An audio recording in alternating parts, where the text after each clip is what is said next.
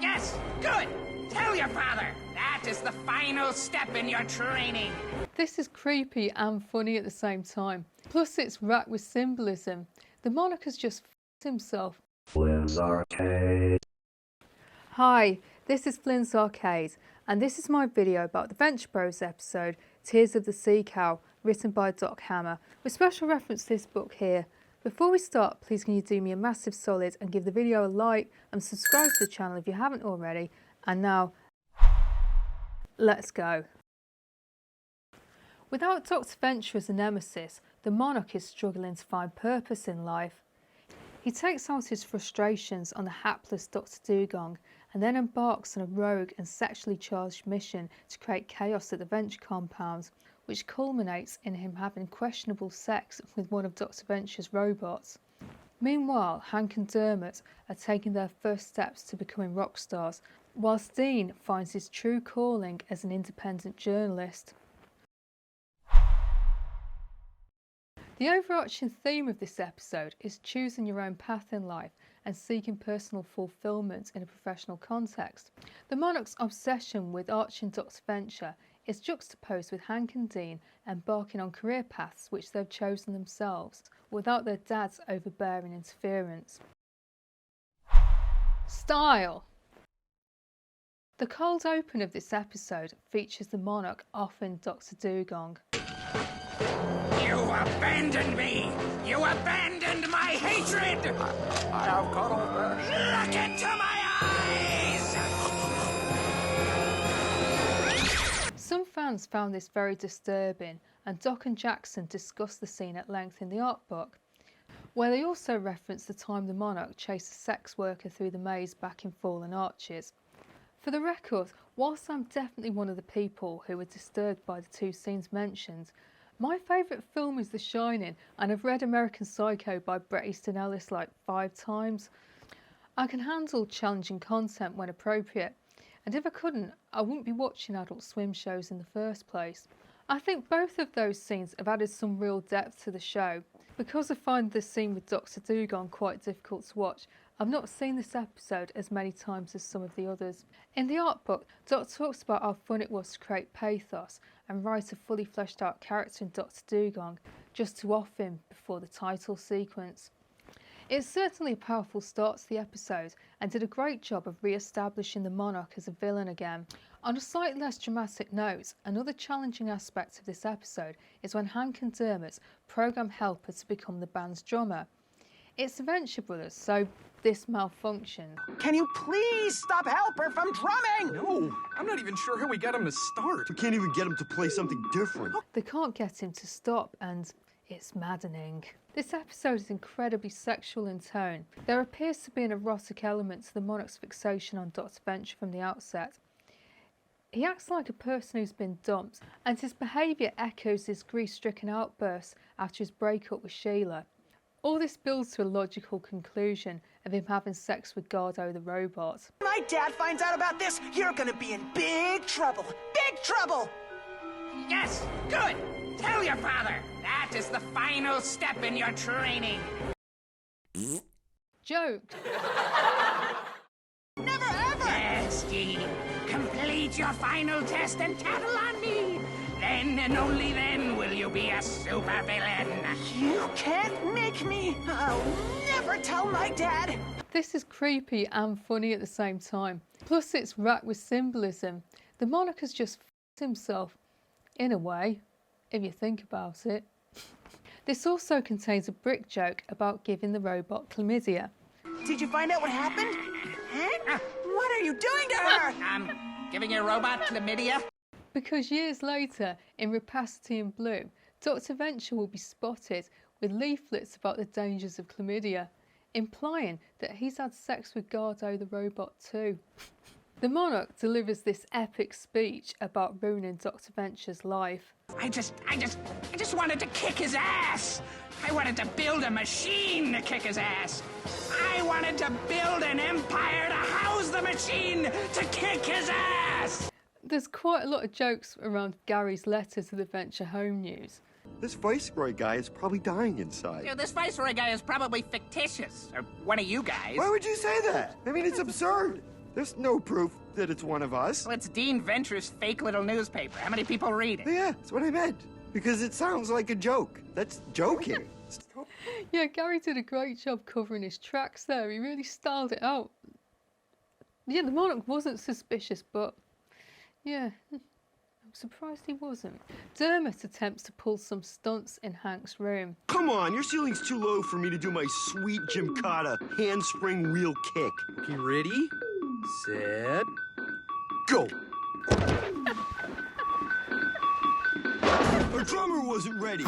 And here the Monarch starts to reminisce about Arch and Dr. Venture. I was so young back then.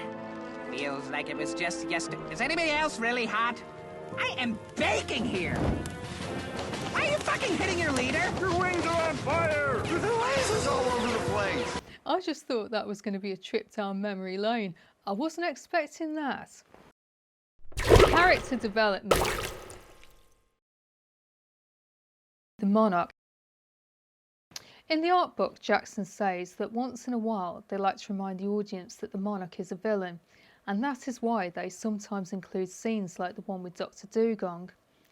We usually see the Monarch in a domestic environment where he's mostly pleasant to the people around him, so it's strange to see him engaging in violent behaviour in his professional life. We sometimes hear about it, like the time he slew Wonder Boy, but it's shocking to actually see him doing it. It is telling that the Monarch loses it with Dr. Dugong when he pretends that he's Dr. Venture. Just pretend he's Dr. Venture. Give me that gun. You abandoned me! You abandoned my hatred! And this reminds me of him losing it with a sex worker backing up Fallen Arches after he'd gotten her to impersonate Sheila. Way deeper. Butterfly. Deeper. King. Deeper. Butterfly. It's deeper. I need my butterfly. King Butterfly! I need my king. Deeper. Deeper than that. There are only two people in his life, his beloved wife and his arch enemy. His feelings to them are oddly similar. So thinking about it, it's unsurprising to see him having sex with a robot with Venture's face on it at the end of the episode. You're rebuilding Gardo, you pathetic loser? Want to see if you can get it to suck again, huh? Is that what you want? Huh? Well, hello. The Moppets. Doc Hammer discusses the Moppets in the art book. Sheila treats them like they're cute babies. We've located Dr. Dugong, Mom. Good work, Mommy's little babies. Bad enough that they ignore me. You have to call them that? But they're dangerous criminals who hug her too tight and talk about her panties. I know what I have to do. You boys stay here. Why can't we get a straight answer? I just saw Mum's clean panties. Oh, when she was crouching? I tried not to look. Were they? They were white panties, Kevin. White. White. It's a confusing relationship, but in this episode, I think I figured out what was going on there. What I want is for you to get out of here so I can change. We could just close our eyes. Yeah, and promise not to peek at your body. At your naked body. Get out. Because the episode is so sexual in tone, it occurred to me that Tim, Tom and Kevin are in a BDSM relationship, with Sheila as a dominatrix and these two are her subs. Now I've seen it, I can't unsee it. Please let me know in the comments what you think's going on there. Hank! Gary pretty much tells Hank that he's a clone. Listen, I'm about to lay some heavy on you. Hank, you can't die. You're like magic or something. Wait, are you funning me? I have personally seen you die twice. Seriously, like shotgun to the face. You can't be killed. I shit you not. But Hank being Hank doesn't pay too much mind to it, and he never mentions it again. He also forms Shallow Gravy with Dermott and Helper. My boy band Good Looks, Dermot's Bizarre Anger, and a robot on drums. Dean. Dean starts Venture Home News and embarks on a career as an independent journalist and publisher. My subscribers number well into the teens, right here in Affection Directions. A bonus piece of character development is learning that Gary and the Monarch are both avid readers of Dean's newspaper, and Gary is so desperate for advice about his crush on Sheila, he has resorted to pouring his heart out to Dean. A troubled reader queries, I'm in love with my boss's wife. This is the first time we've seen Dean's giraffe, Mr. Ricci.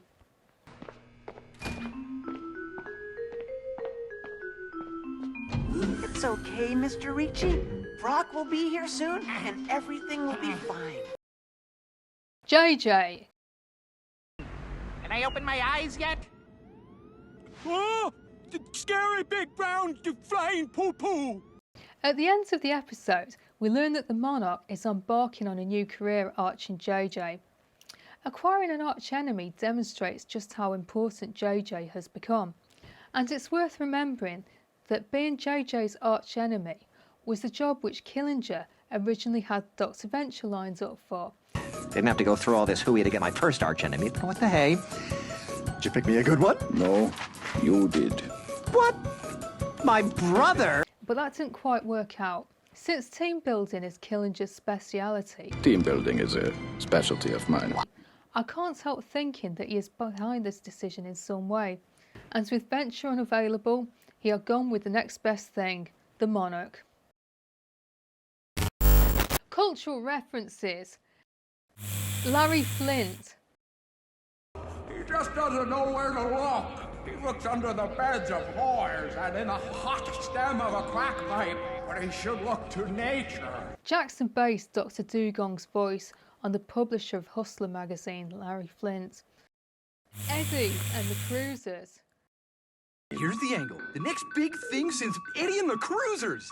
Eddie and the Cruisers is an American film from 1983 which tells the story of a fictional rock singer from the 1960s who sounds suspiciously like Bruce Springsteen. Chitty Chitty Bang Bang. What is this? Chitty Chitty Bang Bang? Who else knew it could do this? Chitty Chitty Bang Bang is a 1968 children's musical adventure film. It is based on a children's novel written by James Bond's author Ian Fleming, and the screenplay was co-written by Roald Dahl and Ken Hughes. The plot features, amongst other things, a flying car. It's really good, and at this time of year it's usually on TV at some point, so it's worth checking out if you haven't already seen it. Highlander. You are an immortal. Like the Highlander? Yes, like the Highlander. Highlander is a 1986 British-American film about an age-old war between immortal warriors. I haven't seen it for a long time, but its central premise is that there can only be one Highlander. Because I'm a piss taker, I couldn't deal with the fact that there were several of them interacting with each other throughout the film, and this is the type of reason why I'm very difficult to watch anything on TV with. Rating 9 out of 10. It's another really strong episode. It's not one that I watch very often because the scene with Dr. Dugong makes it quite difficult viewing, but I can't deny how powerful that scene is. I try not to mention later episodes in any of my videos, but I've already done it in this video, and so I'm going to mention the twist with Dr. Dugong, which showed up years and years later, and it was such a beautiful payoff. It was great to see what happened with him. The strangely erotic undercurrent running through this episode was also pretty entertaining. So let me know what you think. Did you enjoy this episode? Did you find the scene with Dr. Dugong really disturbing? Have you ever considered that there might be an erotic undertone to the Monarch's obsession with Dr. Venture?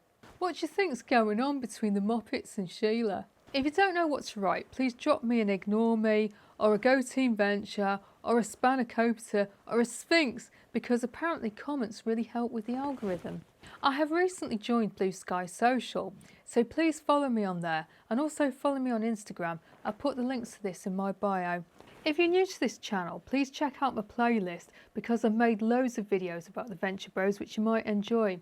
I upload videos every week, and next week I'm going to do one about the Venture Bros episode, Now Museum, Now You Don't, where JJ sets up a Team Venture themed museum on Spider Skull Island. If you've enjoyed this video, please drop me a like and subscribe to my channel if you haven't already. I'm on a mission to get 1,000 subscribers by the end of the year, so I really do appreciate the support. Thanks to everyone who's already subscribed. You guys are awesome. So that's all from me. Unless anything comes up in the meantime, I'll see you next Sunday.